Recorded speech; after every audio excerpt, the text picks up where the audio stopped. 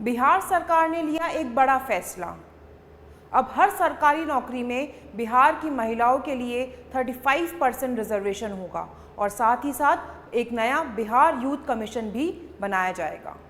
CM Nitish Kumar ने ये कहा कि रोजगार देना, यूथ में स्किल को प्रमोट करना और यूथ को सेल्फ रिलायंट बनाना ही उनका नया एजेंडा है। नमस्कार दोस्तों, मेरा नाम है अक्षता सोनी और आपका अपने प्लेटफॉर्म योर लॉर्डशिप्स पर स्वागत है। आज के इस वीडियो में हम एक नई पॉलिसी की बात करेंगे जो सीएम नीतीश कुमार ने अनाउंस की है regarding Bihar. 35% job reservation women के लिए निकाली गई है, उन सभी विमेन पे जो परमानेंट रेजिडेंट हैं बिहार की, और इसमें सारे ग्रुप्स को कवर किया गया है, चाहे ग्रुप ए से लेकर ग्रुप डी तक जितने भी सरकारी नौकरी है सभी ग्रुप्स को इंक्लूड करके 35% रिजर्वेशन दिया जाएगा परमानेंट रेजिडेंट्स ऑफ विमेन के लिए। अब हॉरिजॉन्टल रिजर्वेशन क्या होता है इसको समझते हैं।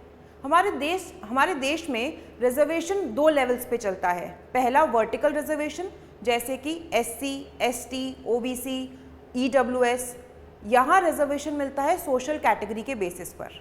और हॉरिजॉन्टल रिजर्वेशन जो सेकंड लेवल है, यहाँ पर स्पेशल कैटेगरी के बेसिस पर आपको रिजर्वेशन मिलता है। जैसे कि एससी कास्ट के अंदर कितनी विमेन है, एसटी में कितनी विमेन है, विमेन के बेसिस पर, ट्रांसजेंडर्स के बेसिस पर, एक्स सर्विसमैन के बेसिस पर और पर्सन्स विद डिसेबिलिटीज़ के बेसिस पर, ये कुछ स्पेशल कैटेगरीज हैं जिनके बेसिस पर आपको हॉरिजॉन्टल रिजर्वेशन मिलता है। अज्यूम करते हैं कि टोटल 100 पोस्ट निकाली गई है बिहार के अंदर, तो मानते हैं 27 सीट्स या 27% जो है वो ओबीसी के लिए रिजर्व है।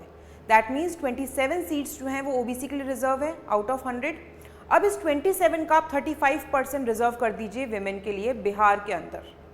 35% अप्रॉक्सीमेटली आता है 27 सीट्स का 9 या 10 सीट्स मिलाकर, तो 9 या 10 सीट्स जो हैं अब ओबीसी के अंदर ओबीसी विमेन के लिए रिजर्व होंगी। इस तरीके से हॉरिजॉन्टल रिजर्वेशन काम करेगा। और साथ ही साथ सीएम नीतीश कुमार ने ये भी अनाउंस किया है कि एक बिहार यूथ कमीशन भी बनाया जाएगा, जिसका मेन एजेंडा क्या होगा, एम्प्लॉयमेंट, दैट मीन्स रोजगार को इन्हांस करना, स्किल ट्रेनिंग को प्रमोट करना यूथ के अंदर और यूथ को सेल्फ रिलायंट बनाना। स्ट्रक्चर क्या होगा यूथ कमीशन में, एक चेयरपर्सन होंगे, 2 वाइस चेयरपर्सन होंगे और 7 मेंबर्स होंगे, जिनका काम क्या होगा, बेसिकली ये सपोर्ट करेंगे सारे डिपार्टमेंट्स को, लाइक एजुकेशन, जॉब, स्किल, इन सब डिपार्टमेंट्स को सपोर्ट करेंगे। मॉनिटर करेंगे कि प्राइवेट सेक्टर्स में यूथ को जॉब्स मिल सके और जितने भी सारे डिपार्टमेंट्स हैं, एजुकेशन हुआ, जॉब्स हुआ, स्किल्स ट्रेनिंग हुआ, इन सब के बीच में कोऑर्डिनेशन मेंटेन करने का काम भी होगा इसी यूथ कमीशन का। और साथ ही साथ अगर कोई ड्रग या अल्कोहल अब्यूज़ हो रहा है, इसको प्रिवेंट करने का, इस पर कैसे रोकथाम लाई जाए, इस चीज़ के बारे में भी इस यूथ कमीशन का मेन इनिशिएटिव होगा। सीएम नीतीश कुमार ने एक्स, दैट मीन्स ट्विटर पे ये कोट करते हुए कहा कि अब उनका गोल जो है वो maximum employment, training and youth को सेल्फ रिलायंट बनाने में है।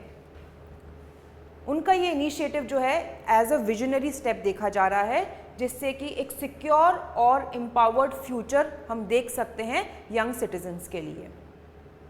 क्यों इम्पॉर्टेंट है ये इनिशिएटिव, क्योंकि इससे विमेन को एम्पावरमेंट मिल रही है, साथ ही साथ यूथ के ऊपर भी फोकस किया जा रहा है और इंस्टीट्यूशन पे फोकस करते हुए एम्प्लॉयमेंट, सोशल इश्यूज जैसे मुद्दों पर भी ध्यान दिया जा रहा है बिहार की गवर्नमेंट के द्वारा। सो फाइनली 35% जॉब कोटा जो है वो residents of women of Bihar के लिए रिजर्व किया जाएगा और एक बिहार यूथ कमीशन बनाया जाएगा, जिस इनका मेन एम क्या है, एक इंक्लूसिव, एक सिक्योर, एक स्किल्ड, एक सेल्फ रिलायंट इन्वायरमेंट क्रिएट करना।